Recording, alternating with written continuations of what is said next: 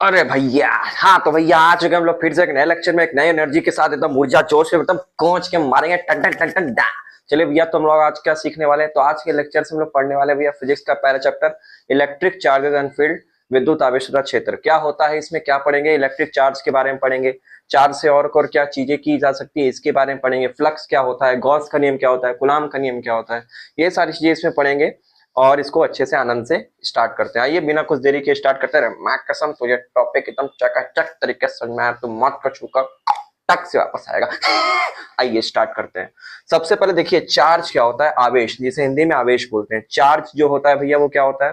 कोई भी बॉडी जो होती है, हम इस दुनिया में जो भी बॉडी है, छोटे से लेकर बड़े तक की बॉडी, जो भी बॉडी होती है, वो सारे के सारे बॉडी चार्ज से बनी है। क्यों चार्ज से बनी है? क्योंकि उसके अंदर पाया जाता है एटम। एटम को हिंदी में बोलते हैं परमाणु। और परमाणु जानते हैं आप, उसमें तीन बेसिक पार्टिकल्स होते हैं। कौन कौन से होते हैं भैया? इलेक्ट्रॉन होते हैं, प्रोटॉन होते हैं और न्यूट्रॉन होते हैं। ये तीन बेसिक पार्टिकल होते हैं जिससे मिलकर एटम बना होता है। हालांकि अब तो नई डिस्कवरीज हो चुकी हैं, तो उसमें अप कॉक्स, डाउन कॉक्स, ये सारी वगैरह भी चीजें आपको बताई जाती हैं, जो कि आप फिजिक्स में आगे आने वाले चैप्टरों में पढ़ेंगे इसी 12th क्लास में। ठीक है, लेकिन आपको बेसिक चीजें पता होनी चाहिए। इलेक्ट्रॉन, प्रोटॉन, न्यूट्रॉन से मिलकर एक कोई भी एटम बना होता है। तो भैया ये सब क्या है? चार्जेस है। चार्जेस दो अवस्थाओं में हो सकते हैं, या तो प्लस हो सकते हैं या तो माइनस हो सकते हैं। या तो प्लस हो सकते हैं या तो minus, positive negative, positive negative, या तो धनात्मक या तो ऋणात्मक। और न्यूट्रॉन क्या होता है भैया? न्यूट्रल होता है, इस पे कोई चार्ज नहीं होता है, इसलिए इसको लड्डू बोलते हैं, लड़ुआ। टुनटुन मौसी के लड्डू। दोस्तों मैं ढोलकपुर से आया हूँ टुनटुन मौसी के लड्डू खाकर। ठीक है, हाँ तो वो लड्डू होता है जीरो। तो इसका चार्ज तो जीरो होता है। इलेक्ट्रॉन का चार्ज माइनस में होता है, प्रोटॉन का चार्ज प्लस में होता है। तो ये हमारा चार्जेस के कुछ बेसिक प्रॉपर्टी है। अच्छा देखिए, चार्जेस जो भी होते हैं दो नेचर के हो सकते हैं, दो प्रकृति के। या तो वो एक दूसरे को अट्रैक्ट कर सकते हैं, या तो एक दूसरे को रिपेल कर सकते हैं। अब आपको ये पता ही होगा, छोटे बच्चों को लमचूस चुसा के बाबू लो चूस, बताओ तो कौन दूर जाएगा कौन चपकेगा, ये तो आपको पता ही है। जो भी सेम चार्जेस वाले होते हैं वो एक दूसरे को पटक देते हैं, उठा के फेंक देते हैं, सेम चार्जेस वाले। और जो अपोजिट चार्जेस होते हैं वो अट्रैक्ट होते हैं, यानी प्लस और माइनस अट्रैक्ट होगा, अपोजिट चार्ज है। और सेम चार्ज जैसे प्लस प्लस रिपेल होगा यानी हट जाएगा, और माइनस माइनस भी अगर है तो वो भी रिपेल होता है यानी हट जाता है। तो इस बात को तो आपको पता ही होगा। अच्छा, अब इलेक्ट्रॉन का चार्ज होता कितना है इसको ध्यान रखिए। ये मैथमेटिकल वैल्यू है, ये आपको ध्यान रखना है। इलेक्ट्रॉन का चार्ज होता है -1.6 इंटू में 10⁻⁻19। और चार्ज को निकालते हैं एक यूनिट जिसे कुलाम बोलते हैं। हम लोग अभी आगे कुलाम का नियम इसी वीडियो में पढ़ेंगे, तो उसी में कुलाम के रिस्पेक्ट में ही इसका आवेश का मात्रक रख दिया गया है, यूनिट कुलाम। ठीक है, कुलाम एक साइंटिस्ट है, तो इसको कैपिटल सी से डिनोट करते हैं, कुलाम। -1.6 इंटू में 10⁻⁻19 कुलाम ये इलेक्ट्रॉन का आवेश होता है, यानी चार्ज। प्रोटॉन का कितना होता है भैया? साइन अलग होता है, बस वैल्यू सेम रहती है। 1.6 इंटू में 10⁻⁻19 कुलाम ये होता है। ठीक है, लेकिन ध्यान रखिएगा, प्रोटॉन प्लस में होता है, इलेक्ट्रॉन माइनस में होता है, दोनों की वैल्यू सेम होती है। वैल्यू बोले तो मैग्नीट्यूड, परिमाण, इन दोनों का सेम होता है। और जब भी हम लोग क्वेश्चन सॉल्व करेंगे तो केवल वैल्यू लेके सॉल्व करेंगे, साइन से कोई मतलब नहीं होता है। ठीक है, तो बेसिक यही होता है। बोर्ड में भैया जो भी क्वेश्चन आता है ऐसा ही सिंपल सिंपल आता है। अब बात करें जेई नीट की, तो उसमें थोड़ा सा upper level vector form, Cartesian form में पूछ देगा, तो उसमें जो है साइन का यूज करना होता है। चलिए आगे बताएंगे। ठीक है, तो इतनी चीजें आपको ध्यान रखनी है। और न्यूट्रॉन का जो चार्ज होता है वो जीरो होता है। अच्छा, इसी लगे लगे हाथ एक चीज और याद कर लीजिए, मास किसका किसका कितना होता है। इलेक्ट्रॉन का जो मास होता है भैया, यानी द्रव्यमान, वो होता है 9.1 इंटू में 10⁻31 केजी। 9.1 इंटू में 10⁻31 केजी, एकदम दड़दड़ेले याद करिए। 9.1 इंटू में 10⁻31 केजी, एकदम धाए से याद हो गया। ठीक है, चले गोंच के इसको आइए। प्रोटॉन का मास कितना होता है भैया? 1.67 इंटू में 10⁻27 केजी, ये होता है प्रोटॉन का मास, द्रव्यमान। 1.67 इंटू में 10⁻27 केजी। और न्यूट्रॉन का द्रव्यमान भी जो है प्रोटॉन के द्रव्यमान के बराबर ही होता है, ये दोनों सेम होते हैं। ठीक है, यानी प्रोटॉन और न्यूट्रॉन का जो द्रव्यमान होता है, मास, ये दोनों सेम होता है। ये इतना आप लोग याद करके रख लेंगे। क्यों याद करना है? क्योंकि इस पे क्वेश्चन कुछ कुछ आ जाते हैं। हो सकता है भैया आपको डायरेक्ट याद हो जो मैं याद कराऊंगा, नहीं आ रहा तो याद कर लीजिए, क्वेश्चन कभी फंस सकता है। तो आपको अगर वैल्यू ना दिया हो तो आपको याद रहे इन्हें की दांत चार के चल रहे हैं सर जी, हमको तो याद ही नहीं है। ऐसा कुछ नहीं होना चाहिए। ठीक है, चलिए फट से आइए, मिटा देते हैं। ठीक है, इसको नोट कर लीजिए, हो गया। ठीक है, अब देखिए, तो चार्जेस भैया जो है वो प्लस हो सकते हैं, या तो माइनस हो सकते हैं, या तो कुछ नहीं होगा। अगर कुछ नहीं होगा तो उसे जीरो बोलेंगे, जैसे न्यूट्रॉन जीरो होता है। ठीक है, तो ये हमारा चार्ज हो गया, बेसिक प्रॉपर्टी में आ गया। अब क्या करेंगे? अब देखिए चार्जेस की जो हम लोग प्रॉपर्टी की बात करते हैं, चार्जेस की तीन बेसिक प्रॉपर्टी होती है। कितनी बाबू? तीन बेसिक प्रॉपर्टी होती है। पहले इन तीन बेसिक प्रॉपर्टी को जान लीजिए। पहला प्रॉपर्टी जो चार्ज का होता है, चार्ज भी neither created not destroy, it is conserve. इसका मतलब क्या होता है? चार्ज को ना ही बनाया जा सकता है ना ही मिटाया जा सकता है, ये पहले से ही संरक्षित है, कंजर्व्ड है। ये चार्ज का पहला गुण है। जैसे एनर्जी, एनर्जी के बारे में आप पढ़े ना कि एनर्जी को ना ही बना सकते हैं ना ही नष्ट कर सकते हैं, केवल ट्रांसफर हो सकता है। उसी तरीके से चार्ज होता है। जिंदा हो ना भाई, मईकुआ जिंदा है, ठीक है। उसी तरह से चार्ज भी होता है, क्योंकि देखिए जब चार्ज बना होता है तो या तो उसमें प्लस होगा या तो माइनस होगा। और ऐसे अगर देखा जाए नॉर्मली तो एटम जो होते हैं, परमाणु, वो इलेक्ट्रिकली न्यूट्रल होते हैं। आपने केमिस्ट्री में पढ़ा होगा कि किसी भी एटम में जितने इलेक्ट्रॉन होते हैं उतने ही प्रोटॉन भी होते हैं, तभी वो एटम जो है न्यूट्रल होता है। उस पर जितना प्लस है उतना ही माइनस है। जैसे अगर उसमें 10 प्रोटॉन है यानी 10 प्लस है, और 10 इलेक्ट्रॉन है यानी 10 माइनस है, क्योंकि इलेक्ट्रॉन में माइनस चार्ज होता है, तो +10 और -10 मिलकर क्या कर देंगे? एक दूसरे को कैंसिल कर देंगे पावर को, तो जीरो हो जाएंगे। तो परमाणु तो इसी अवस्था में होते हैं। लेकिन कभी कभी होता है क्या, लोगों को छटकान मिर्गी धा लेता है। तो जब मिर्गी धा लेगा तो कुछ इलेक्ट्रॉन छटक के निकल जाएंगे बाहर। जब इलेक्ट्रॉन बाहर छटक के निकल जाएंगे तो एटम ने इलेक्ट्रॉन दे दिया, तो जब उसने इलेक्ट्रॉन दिया तो उसके ऊपर आ जाएगा प्लस, ठीक है। जैसे अगर कोई सामान आप किसी को देंगे तो आप क्या रहेंगे? प्लस में रहेंगे ना भैया। आप उसके ऊपर कर्जा चढ़ा दिए, वो आपको देगा, वो अब आपको देगा। आपने पहले उसको दिया तो आप प्लस में आ गए, और जिसने लिया है इलेक्ट्रॉन को वो माइनस में आ जाएगा, ठीक है। तो ये बेसिक सा एक प्रॉपर्टी होता है। तो जिस कारण से मैटर्स पे या फिर पदार्थों पे चार्ज आ जाता है, या तो प्लस का या तो माइनस का। अगर इलेक्ट्रॉन दिया है, इलेक्ट्रॉन से ही सारा खेल होता है, क्योंकि प्रोटॉन न्यूट्रॉन तो भैया लेढ़ा आदमी होते हैं, वो तो नाभिक में बैठे होते हैं, न्यूक्लियस में, उनको तो कुछ करना ही नहीं है, बस डुमुर डुमुर करेंगे उसी नाभिक में। इलेक्ट्रॉन ही छटकता है। इलेक्ट्रॉन अगर दिया तो आएगा उस पर प्लस, और अगर इलेक्ट्रॉन किसी ने लिया तो उस पर आएगा माइनस। ये चार्ज की प्रॉपर्टी होती है। तो जो चार्ज होते हैं भैया वो लेन देन में चलते रहते हैं। जिसने दिया होता है वो प्लस में होता है, जिसने जहां मतलब जो दिया होता है वो प्लस में होता है, जो लिया है वो माइनस में होता है। इसीलिए ये कंजर्व्ड होता है, ये कहीं से बनता नहीं है, ये पहले से ही होता है, ठीक है। पहले से ही किसी पदार्थ के पास इलेक्ट्रॉन होता है, या तो उस पर कमी होगी या तो उस पर ज्यादा होगा। जैसे पैसे वाले लोग होते हैं, पैसे किसी के पास ज्यादा है किसी के पास कम है, जिसके पास ज्यादा है वो खर्च करेगा, जिसके पास कम है उसके पास धीरे धीरे फिर जाएगा। इस तरह से साइकिल चलती रहती है। इसी तरह से चार्ज का भी सिलसिला होता है, प्लस माइनस, ठीक है। अब देखिए, तो इसीलिए चार्ज को हम लोग संरक्षित मानते हैं कि भैया चार्ज को हम लोग बना नहीं सकते, मिटा नहीं सकते, ये हो गया। अच्छा, दूसरा चीज चार्ज का क्या है भैया? चार्ज को हम लोग ऐड कर सकते हैं डायरेक्ट अलजेब्रिक फंक्शन में, यानी बीजगणितीय तरीके से ऐड कर सकते हैं। जैसे मान लीजिए कोई भी चार्ज आपको दे दिया गया धड़धड़ीले, मान लीजिए कोई चार्ज, चार्ज को क्यू से लिखते हैं, तो क्यू बराबर दे दिया आपको +3 दे दिया।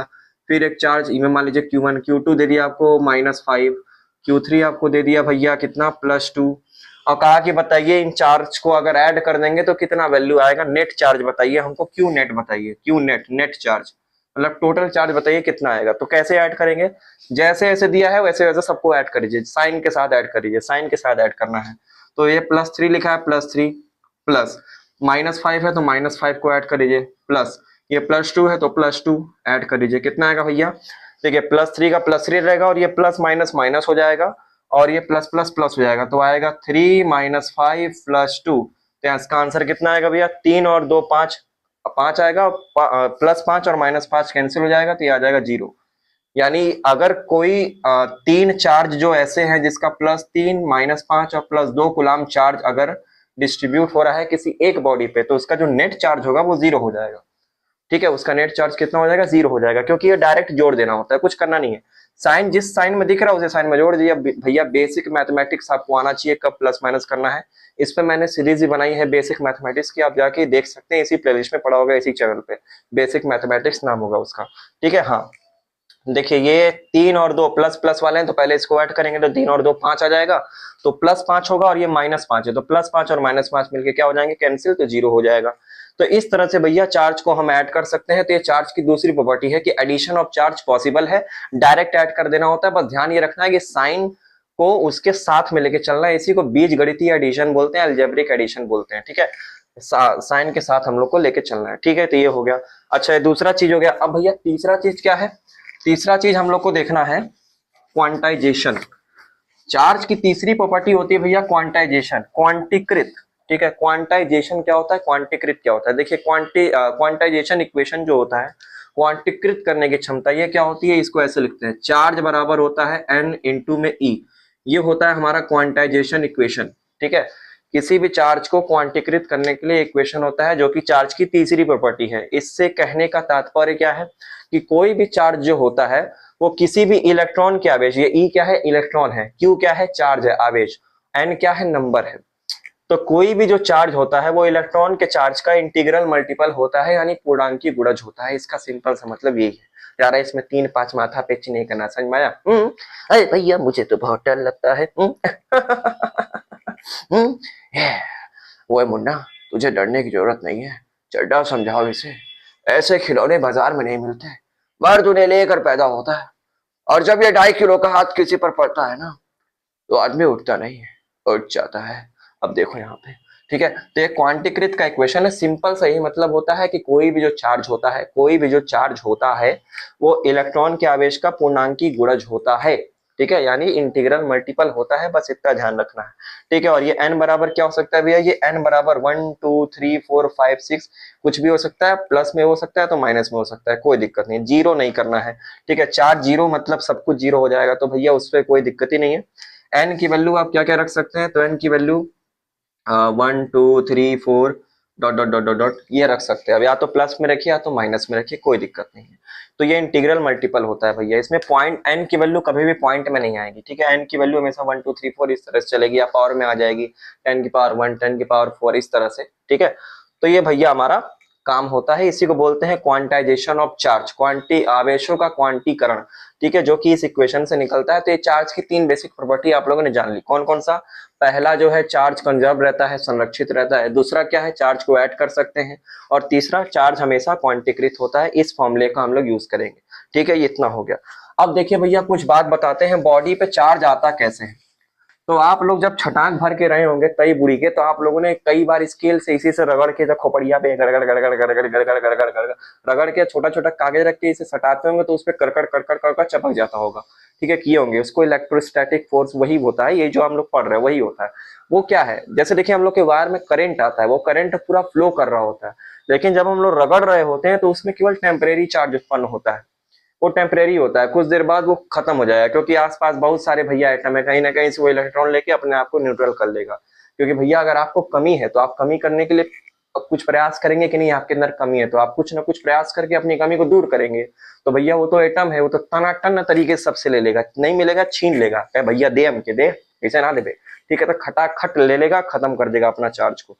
तो इस तरह से होता है, माइक जिंदा है, हाँ, इसी तरह से होता है। तो जो आप ऐसे रब करके उठाते हैं भैया तो उसमें चार्ज आ जाता है, उसके रब करने की वजह से कुछ इलेक्ट्रॉन जो है आपस में लेन देन होते हैं तो चार्ज उत्पन्न होता है, जिसकी वजह से हम लोग का जो वस्तुएं होती है वो आकर्षित होने लगती हैं, या कुछ ऐसी वस्तुएं होती हैं जो रिपल्शन में आ जाती है, यानी प्रतिकर्षित होने लगती है। एनसीईआरटी में इसका एग्जाम्पल दिया है ग्लास रॉड और सिल्क का, ठीक है, ग्लास की एक रॉड होती है और एक सिल्क का कपड़ा होता है, ग्लास रॉड पे पॉजिटिव चार्ज आता है और सिल्क पे निगेटिव चार्ज आता है, जब उसको साथ में खींचते हैं तब, ठीक है, तो अब उसको साथ में रखेंगे तो चिपकने लगेंगे। इस तरह से होता है भैया चार्ज का डिस्ट्रीब्यूशन। इसको हम लोग बोलते हैं, क्या बोलते हैं भैया, फ्रिक्शन से बोलते हैं या फिर रबिंग बोलते हैं, घर्षण, घर्षण से चार्ज उत्पन्न होता है, रगड़ने से, एकदम घींच के रगड़ दिए तब जाके चार्ज आ गया, तो ये हमारा घर्षण होता है। अच्छा, दूसरा तरीका क्या है चार्ज लाने का, इसका दूसरा तरीका है कंडक्शन। कंडक्शन माने होता है चालन, ये सारे एनसीईआरटी में दिए हुए हैं, आप आराम से पढ़ सकते हैं। कंडक्शन माने होता है चालन, चालन का मतलब क्या होता है, अगर मान लीजिए ये बॉडी कोई न्यूट्रल है, ठीक है, मान लीजिए ये बॉडी न्यूट्रल है, अब इसके सामने कोई चार्ज बॉडी को ले आके इससे सटा दिए, तो ये न्यूट्रल जो है इस चार्ज वाले के जैसे ही कांटेक्ट में आएगा टन से इस पे भी चार्ज आ जाएगा, क्योंकि इसका चार्ज इस पे ट्रांसफर हो जाएगा, तो ये भी चार्ज हो जाएगा। तो इस प्रक्रिया को हम लोग कंडक्शन बोलते हैं, चालन बोलते हैं। तो इस तरीके से हम लोग चार्ज को उत्पन्न कर सकते हैं। लेकिन ध्यान रखिएगा ये वाला जो प्रोसेस है चालन वाला, कंडक्शन, ये सारे के सारे कंडक्टर्स होने चाहिए, ठीक है, कंडक्टर्स यानी सुचालक, जिसके अंदर इलेक्ट्रॉन अच्छे से फ्लो हो, जैसे लोहा हो गया, मेटल के जो सामान होते हैं वो कंडक्टर्स होते हैं। और जो पीछे रबिंग वाला बताया, ऐसे रगड़ने वाला, घर्षण वाला, वो इंसुलेटर्स के लिए होता है, यानी कुचालक, जैसे प्लास्टिक वगैरह के लिए वो होता है। ग्लास रॉड क्या है, ग्लास है, वो उसमें इलेक्ट्रॉन जल्दी फ्लो थोड़े होगा, वो इंसुलेटर है, ठीक है। इंसुलेटर्स का मतलब क्या है, उसमें इलेक्ट्रिसिटी पास ना हो, उसको इंसुलेटर्स बोलते हैं। कुचालक, नाम से पता चल रहा है, कुचालक, ए मत करो मत करो, कूच दो उसको, चालक नहीं बनाना है, ठीक है, हाँ। तो इस तरीके से होता है। तो रबिंग वाला कुचालक के लिए अप्लाई होता है, और ये वाला जो है कंडक्शन यानी चालन, ये सुचालक के लिए अप्लाई होता है। तो इसमें क्या, ये आपको समझ में आ गया होगा, ठीक है, दो तरीके से उत्पन्न कर सकते हैं। अच्छा, और क्या कर सकते हैं भैया, चार्ज का पता कैसे लगाएंगे, कितना किसी बॉडी पर चार्ज है। तो फिजिक्स में एनसीईआरटी का जब आप फिजिक्स खोलेंगे क्लास 12 का इस चैप्टर का, तो उसमें एक दिया होगा गोल्ड लीफ इलेक्ट्रोस्कोप। मैं आपको बता के दिखा देता हूँ। गोल्ड लीफ इलेक्ट्रोस्कोप ऐसा कुछ इसमें डायग्राम बना होगा, ठीक है, इस तरीके से। यहाँ पर क्या लगाए होते हैं भैया, ये दो ठो पत्ती होती है, सोने की पत्ती होती है, ये ऐसे फैली होती है, ये दो ठो सोने की पत्ती होती है, ऐसे फैली होती है। ये ग्लास का एक वो होता है कंटेनर, इसी में रखा होता है। और ये मेटल का एक रॉड होता है जिसके ऊपर मेटल की एक छोटी सी बूंदी बना देते हैं, और ये पूरा सेटअप हमारा तैयार होता है। इसी को हम लोग बोलते हैं गोल्ड लीफ इलेक्ट्रोस्कोप। इससे क्या करते हैं भैया, किसी बॉडी पर कितना चार्ज है ये पता लगाते हैं। कैसे, देखिए, मान लीजिए यहाँ पे आपके पास कोई ग्लास रॉड है, इस पे कोई भी चार्ज है, मान लीजिए प्लस प्लस चार्ज है इसके ऊपर। अब इस चार्ज को आप क्या करेंगे, यहाँ पे ले आके इसके थुथुर पे, इसके नथुनी पे से छुआ देंगे टच से। तो जैसे ही नथुनी पे इसके टनने से छुआएंगे तो ये चार्ज क्या होगा, यहाँ से ट्रांसफर हो जाएगा इसके अंदर, क्योंकि सारा मेटल का बना हुआ है। तो ये ट्रांसफर होते होते होते होते इन दोनों पत्तियों पर चला जाएगा गोल्ड के। अब देखिए जो पत्तियां जो हैं, ये चार्जेस प्लस प्लस आ रहे हैं, तो भैया प्लस प्लस कुछ इधर जाएंगे, प्लस प्लस कुछ इधर जाएंगे। तो प्लस प्लस तो आपस में सटेंगे तो है नहीं, दूर भागेंगे। तो जब ये ऐसे दूर भागेंगे तो यहाँ पे कुछ एंगल बनेगा, वो एंगल मान लेते हैं थीटा। तो यहाँ पर कुछ एंगल बनेगा। अब ये एंगल को लोग मेजर कर लेंगे साइंटिस्ट के, कितना एंगल बना रहा है। तो जितना ज्यादा फैलाव होगा मतलब उस बॉडी पे उतना ज्यादा चार्ज है। सिंपल सी बात है। देखिए, अगर ज्यादा चार्ज आएगा तो ज्यादा फैलेगा, क्योंकि रिपल्शन ज्यादा होगा, प्रतिकर्षण। कम चार्ज है तो रिपल्शन कम होगा। तो जितना ज्यादा एंगल होगा, यानी थीटा जितना ज्यादा, उतना ही ज्यादा इसमें चार्ज उत्पन्न होगा। इस तरीके से हम लोग इसको पता लगाते हैं, यानी चार्ज और थीटा आपस में डायरेक्टली प्रोपोर्शनल है, समानुपाती है। जब ये बढ़ेगा तो ये भी बढ़ जाएगा, और जब ये कम रहेगा तो ये भी कम रहेगा। इस तरीके से हम लोग गोल्ड लीफ इलेक्ट्रोस्कोप का प्रयोग करके चार्ज की मात्रा का पता लगाते हैं। ठीक है, तो ये हमारा सेटअप तैयार होता है। ये फिजिक्स की एनसीईआरटी में दिया, आप लोग आराम से पढ़ सकते हैं। सिंपल सा ये कॉन्सेप्ट है। बोर्ड में जल्दी इसको पूछता नहीं है। बोर्ड में वही कूलाम लॉ से वही पूछेगा, ए बाबू बताओ कूलाम का फोर्स इसमें इतना कर दिया, ये चार्ज बताओ, ये दूरी आधी हो गई, ये पंचुच्चू अरे। ठीक है, बस यही होता है बोर्ड में, और कुछ नहीं। ठीक है, बाकी बेसिक नॉलेज में मैंने आपको बता दिया, ये हो गया आपका काम खत्म। पूछना हो भाई, ठीक है। चलिए, तो भैया इतनी बातें आपको क्लियर हुई। चार्ज की बेसिक प्रॉपर्टी क्या होती है मैंने आपको बता दिया। अब आइए आपको समझाते हैं भैया कूलाम्स लॉ। ये कूलाम्स लॉ क्या होता है। अब आइए हमारा मतलब यहाँ से अच्छा से, मतलब अब ये नियम चालू होता है। अभी तो सिर्फ बेसिक नॉलेज चल रहा था कि भैया प्लस माइनस क्या है, ये सब क्या है। ठीक है, माइक जिंदा हो ना भाई। हाँ, अब देखिए कूलाम्स लॉ, इसको मैंने शॉर्ट्स वीडियो में बना के भी समझाया था, ये समझा देते हैं। कूलम्स लॉ क्या कहता है भैया, कूलाम का नियम क्या कहता है कि कोई भी जो चार्ज होता है, दो चार्जेस के बीच में जो लगने वाला फोर्स होता है, उसे कूलाम फोर्स, कूलाम्स के नियम के द्वारा निकालते हैं। क्या होता है भैया, देखिए उन्होंने कहा था कि जो दो चार्जेस के बीच में फोर्स लगता है, फोर्स को मैं एफ बोल देता हूँ और नीचे ई लगा देता हूँ, एफ ई लिख देता हूँ। ठीक है, इसको एफ ई का मतलब होता है इलेक्ट्रोस्टैटिक फोर्स, यानी विद्युत स्थैतिक बल। किसी भी दो चार्जेस के बीच में अगर फोर्स लग रहा है तो उसे इलेक्ट्रोस्टैटिक फोर्स बोलते हैं, ध्यान रखिएगा। ठीक है, आप एफ भी लिख सकते हैं, एफ ई भी लिख सकते हैं, अलग अलग किताबों में अलग अलग लिखा होता है, कोई दिक्कत नहीं है। अच्छा, तो जब कूलाम ने इसको ऑब्जर्व किया तो उन्होंने देखा कि जो दो चार्जेस के बीच में हम फोर्स निकाल रहे हैं, मान लीजिए एक चार्ज Q1 है और एक चार्ज जो है वो Q2 है, इन दोनों के बीच की जो दूरी है वो कितना मान ले, R मान ले। ये हो गया। तो ये जो दोनों चार्जेस के बीच की दूरी R है और इसके बीच में जो फोर्स निकाल रहे हैं वो कैसे निकालेंगे, तो देखिए उन्होंने ये देखा कि जैसे जैसे ये जो चार्जेस की मात्रा बढ़ती है उसी तरह से फोर्स भी बढ़ जाता है। जाहिर सी बात है, दो दो कूलाम का जो चार्ज है वो कम फोर्स लगाएगा, पांच पांच कूलाम के जो चार्ज है वो ज्यादा फोर्स लगाएंगे। इसका मतलब ये जो फोर्स है वो चार्जेस के डायरेक्टली प्रोपोर्शनल है, Q1 इंटू में Q2। सबसे पहला रिलेशन ये हुआ कूलाम के नियम में।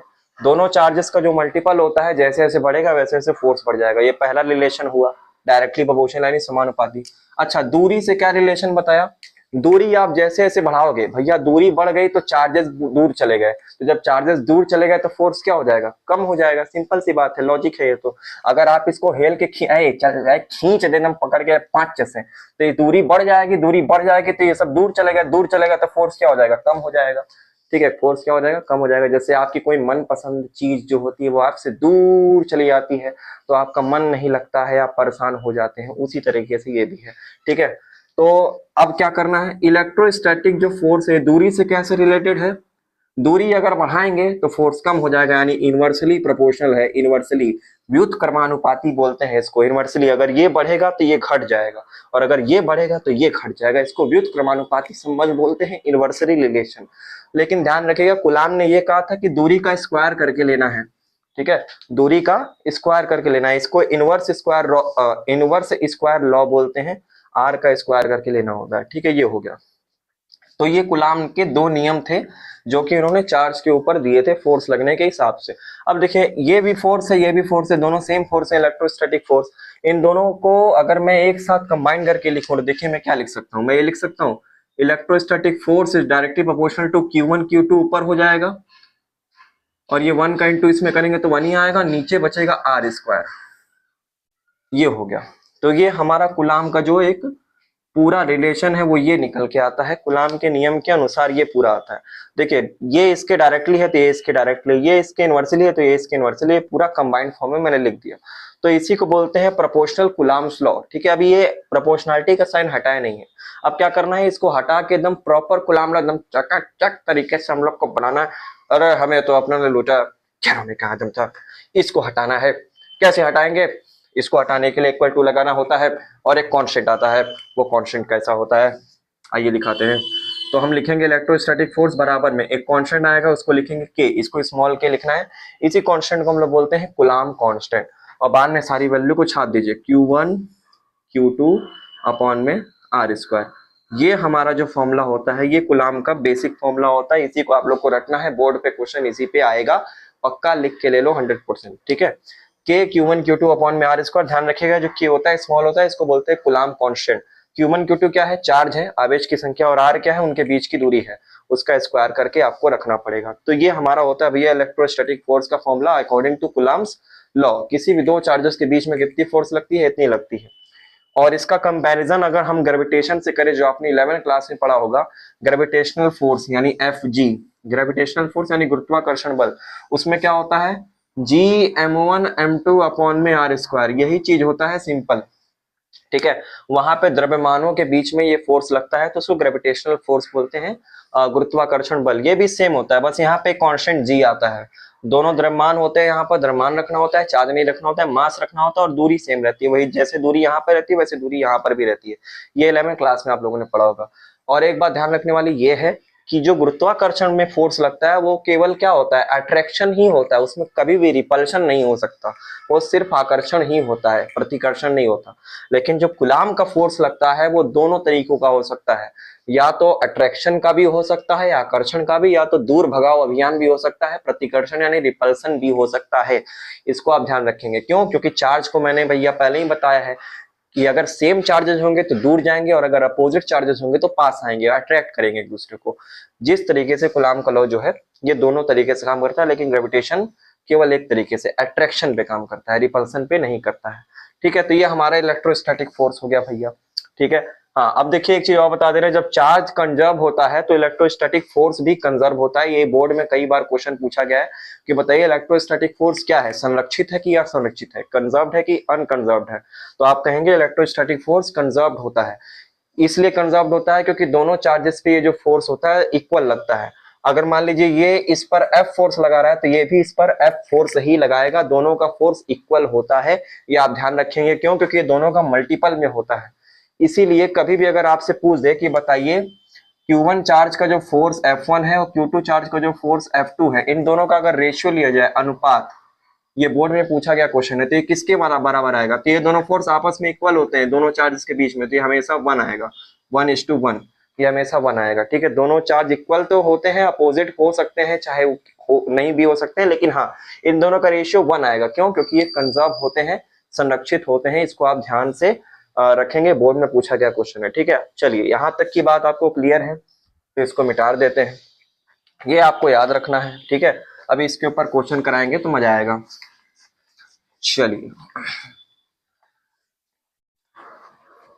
फोर्सेस का जो अनुपात होता है वो इक्वल होता है। अब आइए आपको ये इलेक्ट्रोस्टैटिक फोर्स और ग्रेविटेशनल फोर्स का हम लोग क्या करते हैं भैया, रेशियो लेके देखते हैं कितना आएगा। तो हम लोग क्या करते हैं, इलेक्ट्रोस्टैटिक फोर्स और ग्रेविटेशनल फोर्स यानी FG का रेशियो ले लेते हैं। तो देखिए इलेक्ट्रोस्टैटिक फोर्स को हम लोग क्या मान लेते हैं, के Q1 Q2 upon R square, और ग्रेविटेशनल क्या मानेंगे भैया, G m1 m2 अपॉन में आर स्क्वायर। किसके किसके बीच माने भैया, तो हम मान लेते हैं इलेक्ट्रॉन और प्रोटॉन के बीच में निकालने के लिए। नीट में भी पूछा गया क्वेश्चन है, जे में भी पूछा गया है, बोर्ड में भी पूछ सकता है भैया कि कितना वैल्यू आता है, मैंने इसको शॉर्ट्स में बता चुका है।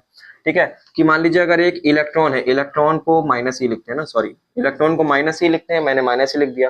प्रोटॉन को क्या लिखते हैं भैया, प्लस में लिखते हैं। देखिए माइनस ही, ई इसका मान लेते हैं चार्ज 1.6 होता है, वो तो उतना ही होता है, और प्रोटॉन का कितना होता है भैया, उतना ही होता है, तो इसको प्लस ही बोल देते हैं, कोई दिक्कत नहीं है, दोनों का वैल्यू तो सेम ही होता है, साइन अलग होता है। तो एक इलेक्ट्रॉन हो गया, एक प्रोटॉन हो गया, इनके बीच की दूरी अगर मैं डी मानू, डी, ठीक है, इसको मैं डी मानू, तो इनका जो इलेक्ट्रोस्टैटिक फोर्स होगा और इनका जो ग्रेविटेशनल फोर्स होगा, ग्रेविटेशनल फोर्स कैसे आ जाएगा इसके अंदर, क्योंकि इनमें मास है, मैंने आपको मास लिखवा दिया है कितना कितना होता है, तो मास की वजह से इनमें ग्रेविटेशनल फोर्स भी आ सकता है। तो अगर इनका अनुपात लिया जाए तो कितना आएगा, देखिए, तो पहले ये रखेंगे इलेक्ट्रोस्टैटिक के Q1 Q2 अपॉन में, इसके बीच की दूरी डी है तो लिखेंगे डी स्क्वायर, अपॉन में ग्रेविटेशनल का रखेंगे G m1 m2, ठीक है, अपॉन में इसका बीच की भी दूरी कितना है, डी स्क्वायर, तो ये हो जाएगा। अब देखिए डी स्क्वायर से डी स्क्वायर कैंसिल हो जाएगा, अब बची ये सारी वैल्यू, तो इसको लिख लेते हैं, ये हो जाएगा के Q1 Q2 अपॉन में इधर बचेगा G m1 m2। अब सारी वैल्यू को आप रख लीजिए। G एक कांस्टेंट होता है, ये 11th क्लास में आप लोगों ने पढ़ा होगा। K भी एक कांस्टेंट, इसको कूलाम्ब कांस्टेंट बोलते हैं, इसकी वैल्यू कितनी होती है, तो आप इसको ध्यान रख लीजिए।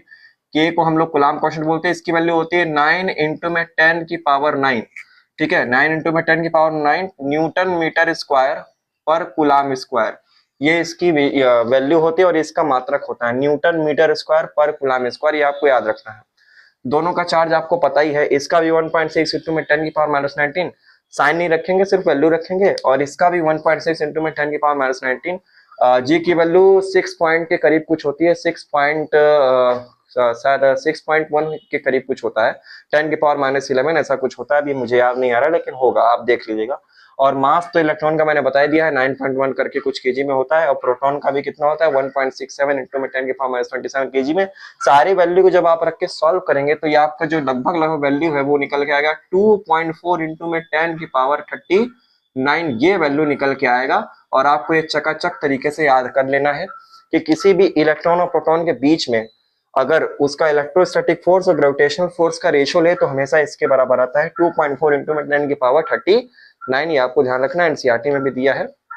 और आप क्वेश्चन बैंक वगैरह भी सॉल्व करते हैं या फिर अनसॉल्व आप सॉल्व करते हैं बोर्ड के पेपर का, तो उसमें भी ये वैल्यू दिया होता है, जो आप याद रखेंगे तो बहुत अच्छी बात है। टिक द करेक्ट आंसर में आएगा, एकदम चकाचक तरीके से मार के देखिए डेविड, समझ रहे हो आप, मेरी बात को गौर से सुनिए, इसको आपको मार के चलाना है, ठीक है। चलिए ये हो गया खत्म, ये हो गया हमारा कर्मकांड पूरा। ये आपको रेशियो मैंने मुझे बताना था, मैंने आपको बता दिया, ठीक। चलिए भैया माइक जिंदा है, कहाँ गया पूछना, ये हो गया। ये आप वैल्यू ध्यान रखिएगा, इलेक्ट्रॉन प्रोटॉन के बीच में होता है। अब क्या करेंगे भैया, अब देखिए के के बारे में कुछ बात कर लेते हैं। के का जो मात्रक है यानी कूलाम्ब कांस्टेंट का जो मात्रक है मैंने बताया न्यूटन मीटर स्क्वायर प्रति कूलाम्ब स्क्वायर होता है, ठीक है। कैसे होता है ये इसको दिखा देते हैं। देखिए हमको पता है इलेक्ट्रोस्टैटिक फोर्स, अब केवल मैं एफ लिख दे रहा हूँ, अब आपको आदत हो गया है तो आप केवल एफ भी लिख सकते हैं। एफ बराबर में होता है के Q1 Q2 अपॉन में आर स्क्वायर, ये होता है, ठीक है, अपॉन में आर स्क्वायर। अब देखिए के की वैल्यू को हम कैसे लिख सकते हैं, के बराबर क्या लिख सकते हैं, ये फोर्स ऊपर ही है तो ऊपर रहेगा, ये आर स्क्वायर डिवाइड में इधर जाके क्या हो जाएगा, मल्टीप्लाई में हो जाएगा। Q1 Q2 मल्टीप्लाई में है तो नीचे क्या हो जाएंगे, डिवाइड में हो जाएंगे, ये हो गया। अब देखिए इसका मात्रक कैसे बनाएंगे, देखिए मात्रक, फोर्स का मात्रक क्या होता है, न्यूटन होता है, तो इसको हम लोग ले लेंगे किसमें, फोर्स को न्यूटन में ले लेंगे। दूरी का ऐसा ही मात्रक क्या होता है, मीटर होता है, मीटर, तो इसका मीटर लेंगे लेकिन इसका स्क्वायर, तो हो जाएगा मीटर स्क्वायर। अपर में एक चार्ज यहाँ पर है, एक चार्ज यहाँ पर है, तो इसको भी कूलाम्ब में लेंगे, इसको भी कूलाम्ब में लेंगे, ऐसा ही मात्रक तो यही होता है। तो ये कूलाम्ब और ये कूलाम्ब क्या हो जाएगा, कूलाम्ब स्क्वायर। तो देखिए के का मात्रक क्या बन गया, न्यूटन मीटर स्क्वायर प्रति कूलाम्ब स्क्वायर, ये इसका मात्रक है, यूनिट है, इसको ध्यान रखेंगे। वैल्यू आपको मैंने बता दिया 9 इंटू में 10 की पावर 9 होती है। और क्या होता है भैया, के जो होता है उसको अगर हम प्रॉपर तरीके से खोले तो इसका वैल्यू जो होता है 1/4 पाई एप्सिलॉन नॉट के बराबर होता है। ये वैल्यू भी आप ध्यान रख सकते हैं। कूलाम्ब कांस्टेंट की वैल्यू कैसे आती है, 1/4 पाई एप्सिलॉन नॉट, ठीक है। 4 क्या है, नंबर है, पाई तो वैल्यू जानते हैं 3.14 होता है। एप्सिलॉन नॉट क्या होता है, इसको हम लोग बोलते हैं परमिटिविटी कांस्टेंट यानी वैद्युतशीलता बोलते हैं। इसकी भी अपनी एक वैल्यू होती है एप्सिलॉन नॉट, एप्सिलॉन नॉट का मतलब होता है ये एयर में है, निर्वात में है, वायु में है, वैक्यूम में। ठीक है, इसकी भी अपनी खुद की वैल्यू होती है, कितनी होती है भैया 8.85 इंटू में 10⁻12। अब चूंकि देखिए ये इसका उल्टा है, तो जो मात्रक इसका है इसका उल्टा कर देंगे तो इसका मात्रक हो जाएगा। इसमें कूलाम स्क्वायर नीचे है तो इसमें ऊपर आ जाएगा, इसका हो जाएगा कूलाम स्क्वायर और न्यूटन मीटर स्क्वायर नीचे आएगा, प्रति न्यूटन मीटर स्क्वायर। इस तरीके से इसका मात्रक हो जाएगा और ये इसका वैल्यू होता है। क्योंकि ये इसका उल्टा है तो मात्रक को मैंने उल्टा कर दिया तो इसका मात्रक ये हो गया। क्या बोलते हैं इसको, वैद्युतशीलता बोलते हैं, परमिटिविटी कांस्टेंट बोलते हैं। इसकी वैल्यू ये होती है, इस तरीके से होती है। के को ऐसे भी लिख सकते हैं। तो अगर मैं कूलाम के नियम को इस फॉर्म में लिखूं तो मैं ऐसे भी लिख सकता हूँ, Q1 Q2 अपॉन में ये के को खोल देंगे 1 में, तो 1 तो ऊपर मल्टीप्लाई करेंगे यही आ जाएगा और नीचे आ जाएगा 4 पाई एप्सिलॉन नॉट इंटू में आर स्क्वायर। इस तरीके से हम लोग कूलाम का फोर्स भी लिख सकते हैं अगर मैं के को पूरा खोल दूं तो। ठीक है, इस तरीके से सिंपल फॉर्म में। अब देखिए ये तो इसका क्या आ गया भैया, मात्रक हो गया। अच्छा अब इसका डायमेंशन क्या होगा, तो डायमेंशन देखिए एप्सिलॉन नॉट आप इसको रख के भी निकाल सकते हैं। फोर्स का डायमेंशन होता है mlt-2 ऐसा होता है।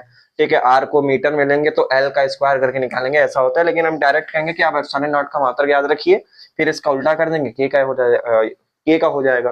तो एप्सिलॉन नॉट का जो डायमेंशन होता है यानी जो वीमा होता है, विमीय सूत्र डायमेंशनल फॉर्मूला, वो कितना होता है तो आप ध्यान रखिए m-1 पावर में l-3 पावर में T4A2। ठीक है, ये होता है m-1 l-3 T4A2, ये होता है एप्सिलॉन नॉट यानी परमिटिविटी कांस्टेंट का विमीय सूत्र, डायमेंशनल फॉर्मूला एप्सिलॉन नॉट का।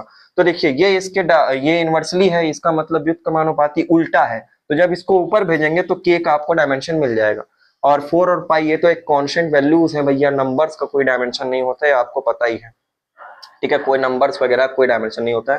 तो इसको नेगलेक्ट कर देंगे, सिर्फ इसका उल्टा करेंगे तो हमें के का डायमेंशन मिल जाएगा।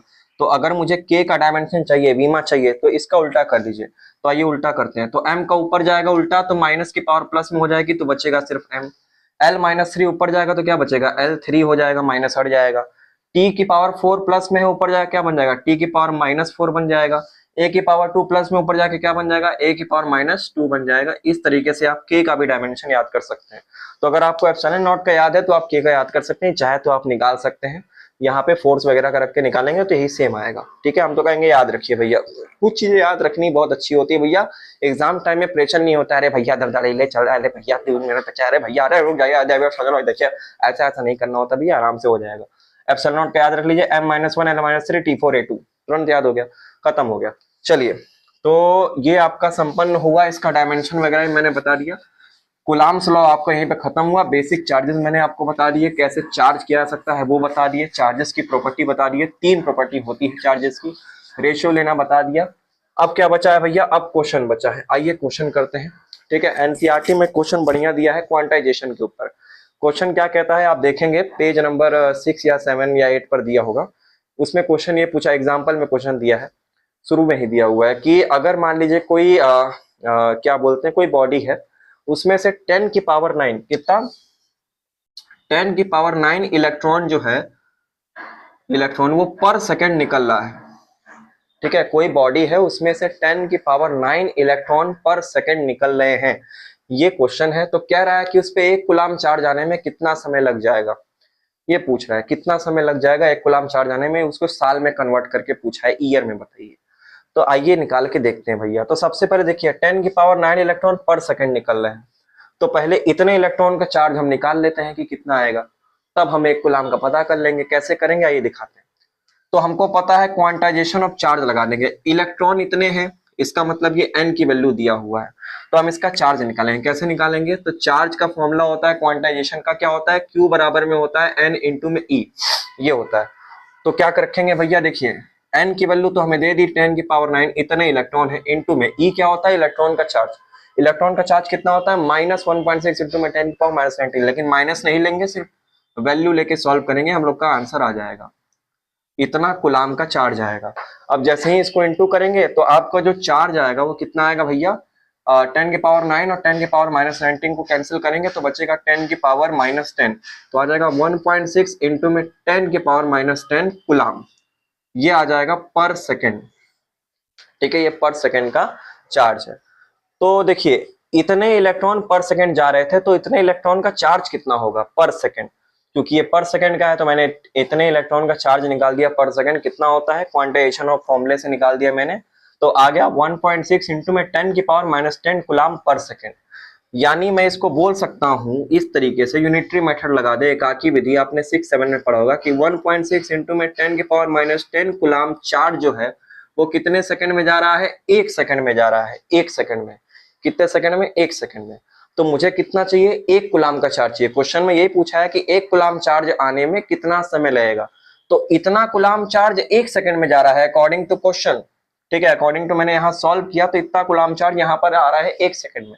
तो भैया मुझे जब ये वैल्यू 1 कूलाम चाहिए, ये वैल्यू 1 कूलाम चाहिए, तो देखिए अगर मैं यहाँ पर 1 से मल्टीप्लाई कर लूँ कोई दिक्कत नहीं होगा, 1 का मल्टीप्लाई करेंगे इतना ही आएगा।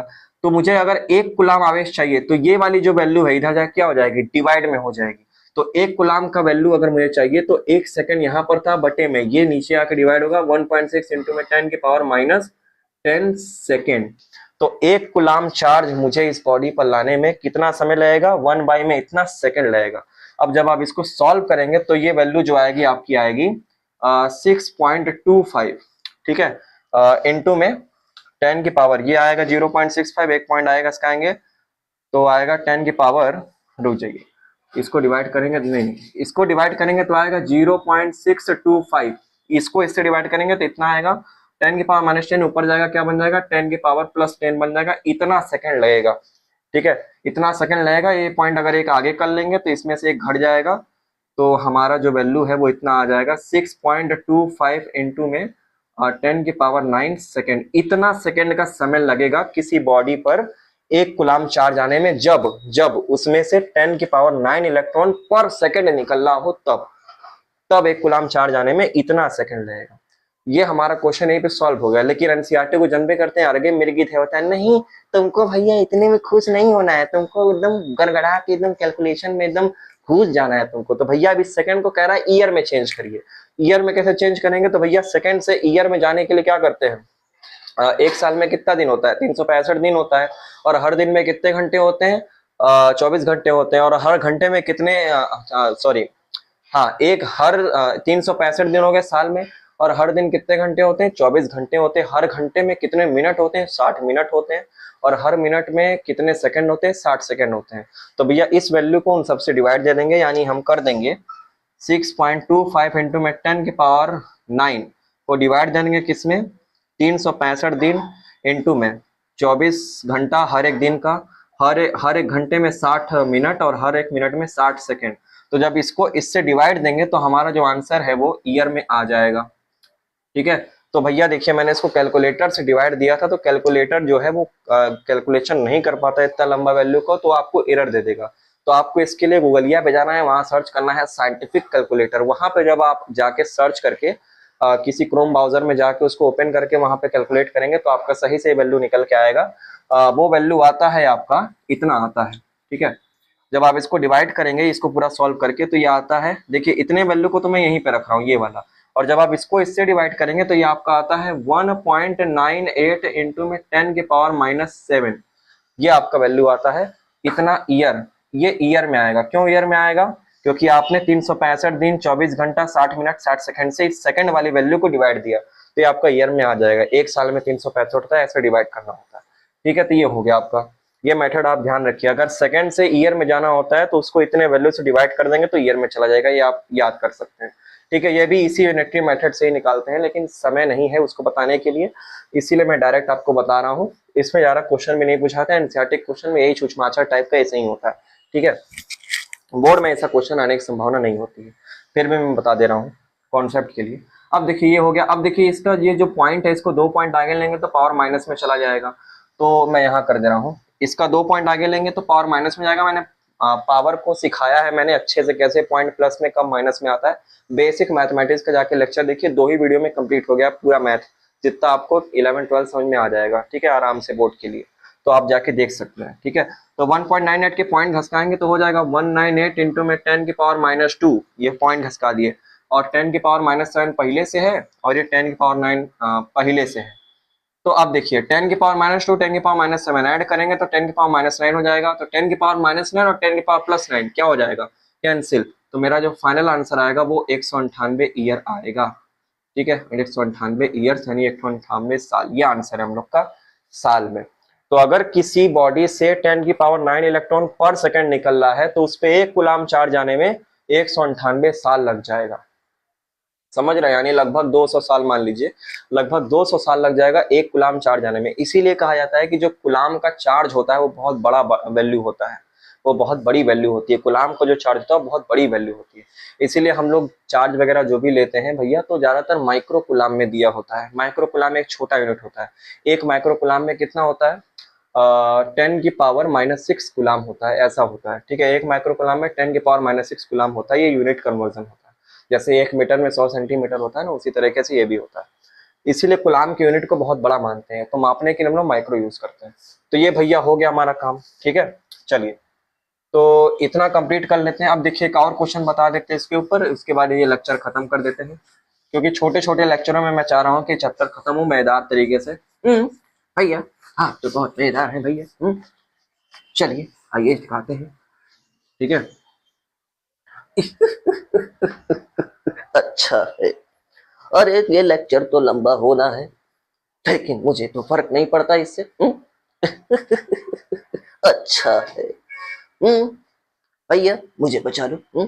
आइए तो अब देखिए दूसरा क्वेश्चन इसी में दिखाते हैं भैया। ये पेज नंबर 10 पे दिया हुआ है क्वेश्चन, एनसीईआरटी के 10 या 11 पे होगा, एग्जाम्पल का ही क्वेश्चन है। उसमें पूछा गया है कि मान लीजिए कोई चार्ज है, ठीक है, ये कूलाम फोर्स में बता दे रहा हूँ। देखिए कोई चार्ज मान लेते हैं, एक Q1 है चार्ज और दूसरा चार्ज है Q2, ये चार्ज है। इनके बीच की दूरी उसने दिया है भैया 10 सेंटीमीटर। ठीक है, 10 सेंटीमीटर इसके बीच की दूरी दिया है और कह रहा है इस समय इसका फोर्स जो भी है उसको आप कुछ भी मान लीजिए। मान लेते हैं इस समय इसका फोर्स F1 लग रहा है, इस समय इसका फोर्स हम F1 मान लेते हैं कि इनमें इतना लग रहा है। अब वो इसमें केचुआ क्या घुसा रहा है, कह रहा है कि भैया इनको इन्हीं के सेम चार्ज से छुआ दिया गया, एकदम टन से छुआ दिया गया, और उस पर कोई चार्ज नहीं है, इसको टन से छुआ दिया गया और फिर इन दोनों को अलग करके इनकी दूरी 5 सेंटीमीटर कर दी गई। तो बताइए उस समय इनका फोर्स कितना हो जाएगा। ये क्वेश्चन पूछा गया, आप ध्यान से पढ़ेंगे समझ में आएगा। फिर से मैं सुनिए, ये आपका सिनारियो चल रहा है। पहला केस, एक चार्ज Q1 है, एक चार्ज Q2 है, इनकी दूरी 10 सेंटीमीटर है। इसका फोर्स का आप कुछ भी ले लीजिए, तो मैंने F1 ले लिया। अब कह रहा है कि इनको इन्हीं के सेम चार्जेस यानी Q1 को Q1 के ही साइज के किसी चार्ज से छुआ दिए और Q2 को Q2 के ही साइज के किसी चार्ज से छुआ दिए। ठीक है, किसी बॉडी से छुआ दिए जिसपे चार्ज नहीं है, सॉरी चार्ज नहीं है, अनचार्ज है, उससे छुआ दिए और फिर दोनों को अलग करके वापस से Q1 Q2 को साथ मिलाया, लेकिन इस बार इसकी दूरी 5 सेंटीमीटर कर दी है। तो उस समय इसका जो फोर्स है वो कितना हो जाएगा, यानी F2 कितना हो जाएगा दूसरे केस में।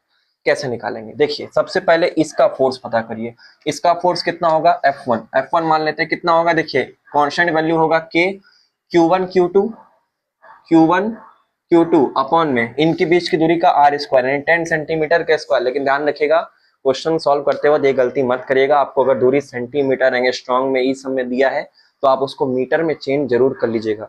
1 सेंटीमीटर में 10 की पावर -2 मीटर होता है और 1 एंगस्ट्रॉम में जो होता है वो 10 की पावर -10 मीटर होता है। ये सब चीजें आपको आनी चाहिए। और एक माइक्रो कूलाम में मैंने आपको बता दिया 10 की पावर -6 कूलाम होता है। ये सब चीजें होती है। नैनोमीटर में भी समझ लीजिए, एक नैनोमीटर में कितना मीटर होता है, 10 की पावर -9 मीटर होता है। ये सारी चीजें आनी चाहिए। तो 10 सेंटीमीटर को मीटर में चेंज करेंगे तो कितना आ जाएगा, 10 इंटू में 10 की पावर -2 मीटर। ठीक है, ये इतना मीटर हो जाएगा और इसका स्क्वायर करना है। ये हो गया, ये हमारा F1 का वैल्यू है। क्योंकि भैया R² लिखते हैं ना, तो 10 सेंटीमीटर को मीटर में किए, 1 सेंटीमीटर में 10 की पावर -2 मीटर होता है, तो 10 सेंटीमीटर में कितना होगा, 10 इंटू में 10 की पावर -2 मीटर हो जाएगा। इसका स्क्वायर कर देंगे, टन में से खत्म हो गया, ये हो गया। ठीक है, और उसके बाद अब क्या करेंगे, ये हमारा F1 की वैल्यू हो गया। अब क्या कर रहा है भैया, अब इस दोनों को इसके चार्ज से छुआ रहा है, यानी Q1 को Q1 से ही छुआ दिया किसी बॉडी से इसी के आकार शेप का है, और Q2 को Q2 के ही किसी आकार शेप से बॉडी जिसका दोनों चीज बराबर है, मास वगैरह शेप वगैरह सब बराबर है, रेडियस त्रिज्या सब बराबर है, बस उस पर कोई चार्ज नहीं है, तो इसका चार्ज हटा देते हैं, चार्ज नहीं लिखा है।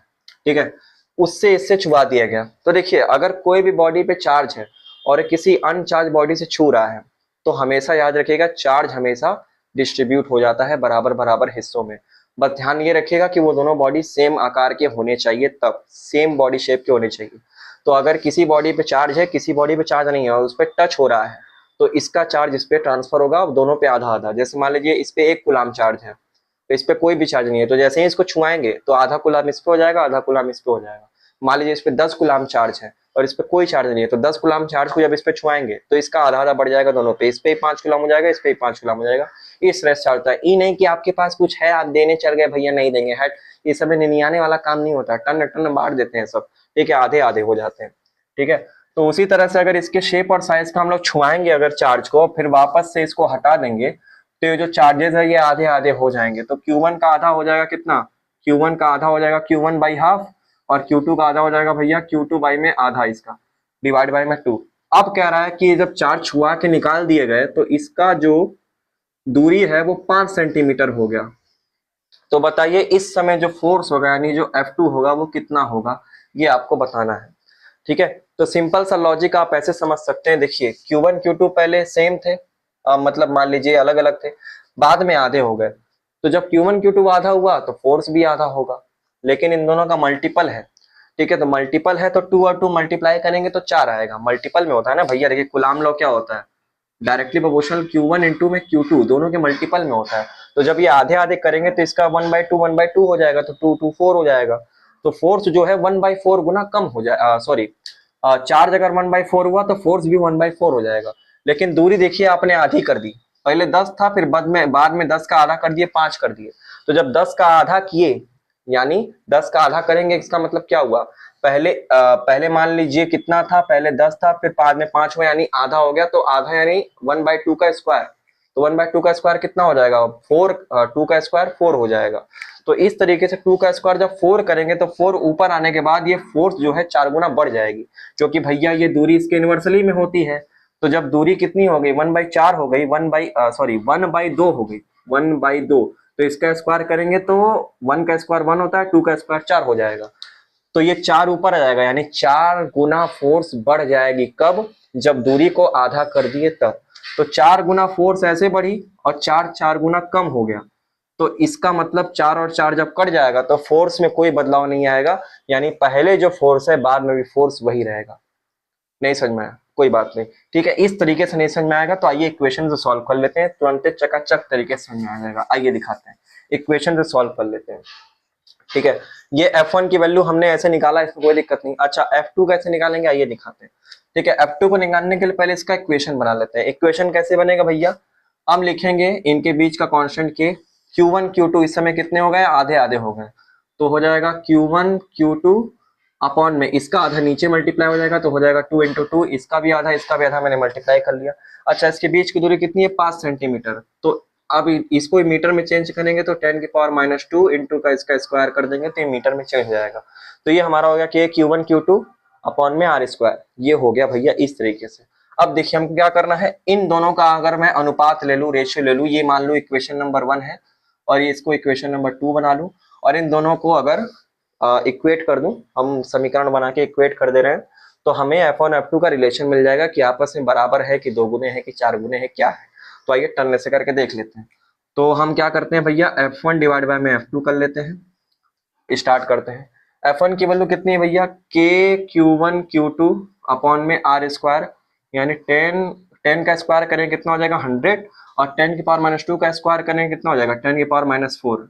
अब देखिए F2 जब इससे डिवाइड देंगे तो ये वाली वैल्यू इससे मल्टीप्लाई होगी, ये वाली वैल्यू इससे मल्टीप्लाई होगी, क्योंकि मैंने आपको बताया है बेसिक मैथमेटिक्स में।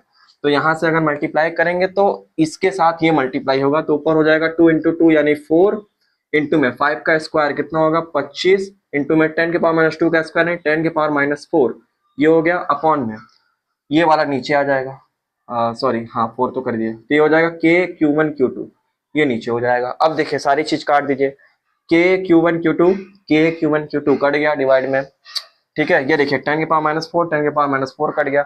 अब देखिए 4 को 25 में गुणा करेंगे 100 आ जाएगा, तो ये हो गया 25 चौक 100 और ये नीचे 100, तो ये 100 से ये 100 कट जाएगा।